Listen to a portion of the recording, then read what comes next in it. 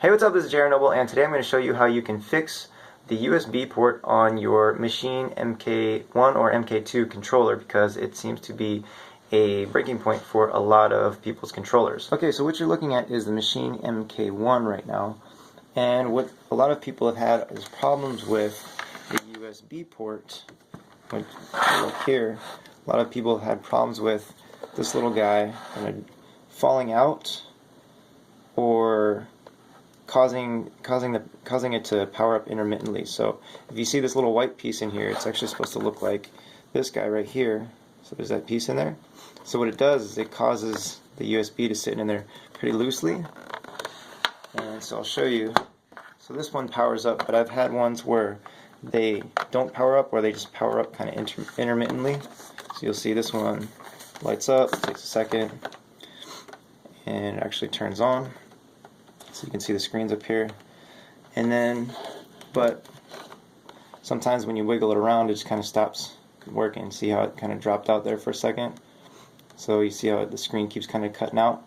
So that's just from moving this guy around a little bit. So if you see, it gets really loose, really wiggly. So it's not good if you're trying to make beats or make music and this guy drops out. So what we're going to do is we're going to replace this USB port with a new one, and I'll show you exactly how to do that and what all you need to make that happen. Okay, so what you're going to need is you're going to need a screwdriver to take out all of the screws. You're going to need a soldering iron, so that way you can desolder the soldering points for the USB that's sitting in there, and you're going to need a new USB to replace with the old one. And then you're going to need a solder sucker. So this is what's going to remove the solder from the soldering points. And then you need some new solder to fill in the solder points with this new USB. Okay, so if you look at this, there are 1, 2, 3, 4 screws here. There's 3 screws here. There's actually 1 behind this tape here. And then there's 4 more at the top of it. Okay, so we're going to take out all of those screws and get inside of this thing. Gotten all the screws out from the back of it, and we can take the top off, which actually, let's flip it over. We're going to take it off from the back side. So we got this guy out of the way. We removed all the screws off the back, even that little guy right there. And I recommend putting all of the screws in something where they won't get lost, because there's a lot of screws. So as you're going to see, there's a lot of things going on in here. You don't want to be touching anything where you could just get static electricity to touch this. So be careful with that. But then there's all of these little screws throughout this whole thing, and there's, I don't know, like maybe a dozen or so of these screws. So they're all across the back of this, all of these.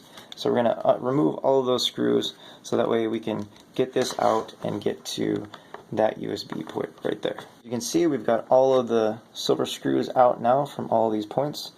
Just again, another quick note, if you want to make sure that you don't have any static electricity that you're going to touch the board with and shock anything, because you don't want to fry the board, so just touch something metal before you actually touch the board, just to make sure you don't have any static electricity. Alright, so the next thing we're going to do is take this motherboard off, and we're going to desolder this guy right here. So we get this out. So I had to kind of push this piece out a little bit just to get this guy to pull out from it.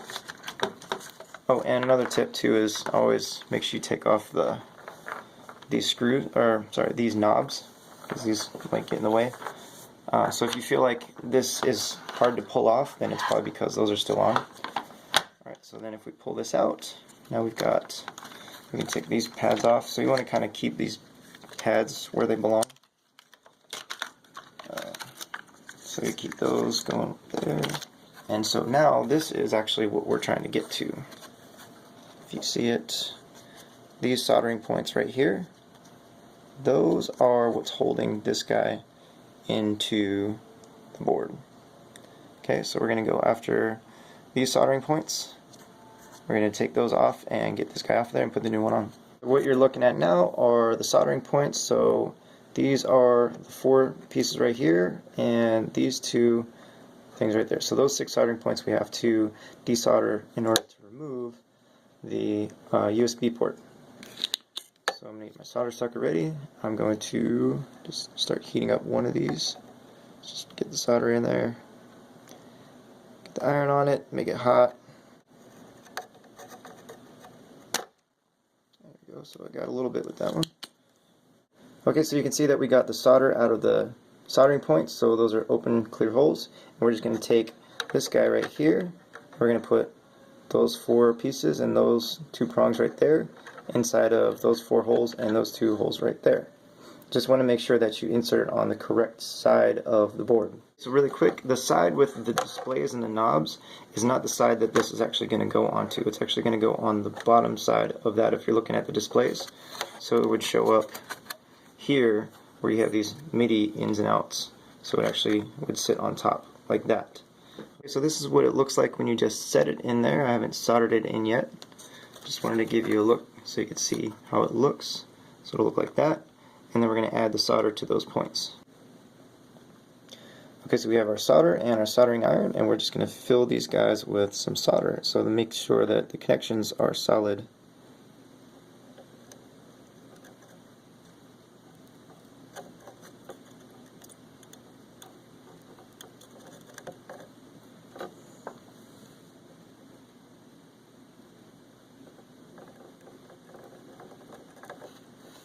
Okay, so you can see that we got solder into each one of those points, and then we'll just double check to make sure that the solder points are connected really good, and then we can put it back together and test it out.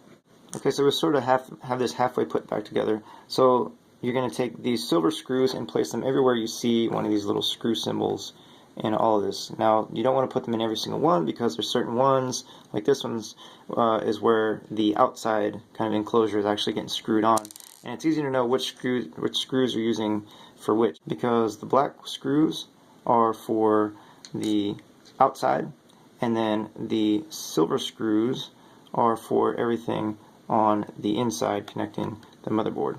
You can see that we have this all assembled again back together, and we're going to take the USB, plug it back into this new USB port that we put in there, and you can see it's got the white piece right there, so it's going to hold this guy in really well, and it's not going to jiggle around too much. Okay, and then you see it takes a second to light up and get started. So it's all working. It's really well lit. You can see, move this around, it's not going to reset itself, it's not going to restart. So everything is working great on it now. And you can buy these little USB ports for like $1 or less online. I'll include some links in there to some stuff. You can buy a soldering iron at your local, electronic store, and all this other stuff. You can pretty much find it locally, but you can order online. I'll set some links on there too. And like I said, you can find these guys online for fairly cheap too. Once again, I'm JR Noble, and if you're on my YouTube page, then make sure you click that subscribe button. There's plenty of other videos for you to check out. Or you can head on over to jrnoble.co to check out more trainings and tutorials and tips that I have for actually putting this guy to use, and other things like that. So yeah, once again, jrnoble.co, head on over there. If you're already on my website, then jump around to the blog page and check out some of the other content.